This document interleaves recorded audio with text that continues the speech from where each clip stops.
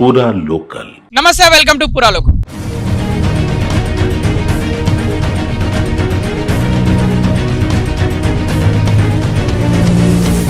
ప్రస్తుతం మనం కాముని చెరువు దగ్గర ఉన్నాము. కాముని చెరువుకి అలాగే మైసమ్మ చెరువుకి మధ్యలో ఒక నాలా ఉండేది. ఇది కుకట్పల్లి అలాగే మూసాపేట మధ్యలో ఒక గొలుసుకట్టు చెరువులు అనమాట. కుకట్పల్లికి మూసాపేటకి మధ్యలో ఇవి గొలుసుకట్టు చెరువులా ఉండేవి.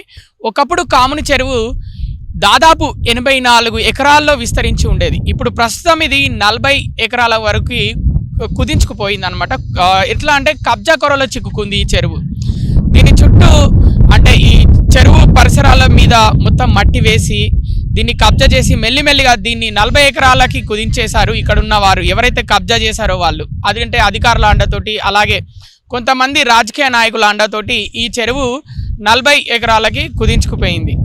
ముఖ్యంగా చూసుకుంటే ఇక్కడ మెల్లిమెల్లిగా ఈ పరిసరాల మీద మట్టి వేయడము అలాగే వ్యర్థాలు వేయడము, దాన్ని మెల్లిగా ఆక్రమించుకోవడము, మెల్లగా చిన్న నిర్మాణాలు చేపట్టడము, అంటే రేకులతోటి అలా చిన్న నిర్మాణాలు చేపట్టి తర్వాత ఆ నిర్మాణాలని పెద్దగా చేసుకోవడం అనమాట. అంటే నిర్మాణాలు చేపట్టడం, ఏదైతే అపార్ట్మెంట్ లాగా హౌస్ లాగా నిర్మించుకోవడం, అలా కబ్జాకు ఈ చెరువు కబ్జాకు గురై దాదాపు 44 ఎకరాలు కోల్పోయిన పరిస్థితి ఈ చెరువు, కాముని చెరువు.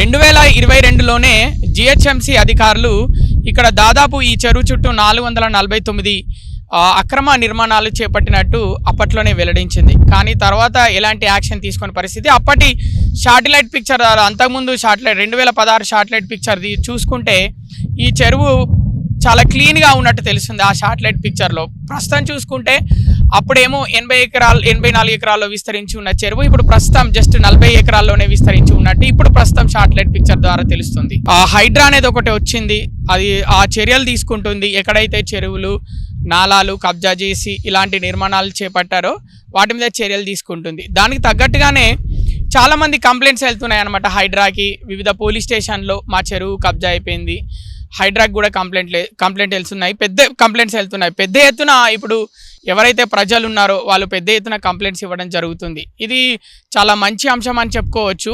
ఒకప్పుడు కబ్జా గురైందంటే ఎవరు బయటకు వచ్చి మాట్లాడలేని పరిస్థితి, పోలీస్ స్టేషన్కి వెళ్ళలేని పరిస్థితి ధైర్యంగా. ఇప్పుడు హైడ్రా అనేది ఒకటి సంస్థ వచ్చింది.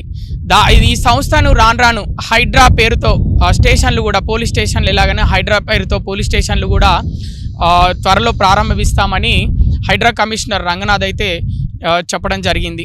ఇది చాలా శుభ పరిణామం అని అందరూ అంటున్నారు. ఎందుకంటే చెరువులు కబ్జా చేయడం ద్వారా హైదరాబాద్లో గ్రౌండ్ వాటర్ తక్కువైపోతుంది. ఇంత భారీ వర్షం పడ్డప్పటికీ హైదరాబాద్లో ఇంత వర్షం కురుస్తున్నప్పటికీ వాటర్ ఉండవు అసలు ఎండాకాలంలో. అసలు ఆ వాటర్ అంతా ఎక్కడ పోతున్నాయి అంటే వాటర్ సిటీలో మొత్తం అక్రమ నిర్మాణాలు చేపట్టేసరికి వాటర్ ఎక్కడికో వెళ్ళిపోతుంది సిటీ బయటికి. ఎండాకాలంలో వాటర్ లేని పరిస్థితి. మరి ఒకప్పుడు లేక్ సిటీగా ఉన్న హైదరాబాద్లో వాటర్ లేని పరిస్థితి.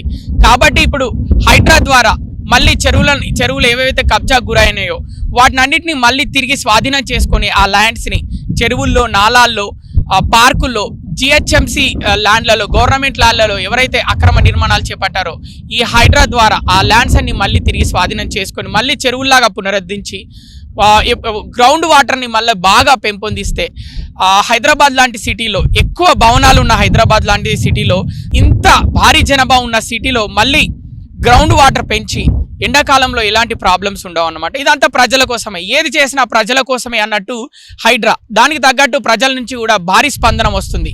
కాబట్టి ఇప్పుడు మనం ప్రస్తుతం దీని మీద కూడా కంప్లైంట్స్ వెళ్ళిన పరిస్థితి. ఈ కాముని చెరువు మైసమ్మ చెరువు మధ్య ఏదైతే నాలా ఉందో నాలా మీద భారీ నిర్మాణాలు చేపట్టారు. కాబట్టి ఈ నిర్మాణాలన్నింటినీ మళ్ళీ ఒకసారి మీరు పరిశీలించాలని జిహెచ్ఎంసీ వరకు అయితే ఇక్కడ ఉన్న కొంతమంది స్థానికులు కంప్లైంట్ ఇవ్వడం అయితే జరిగింది.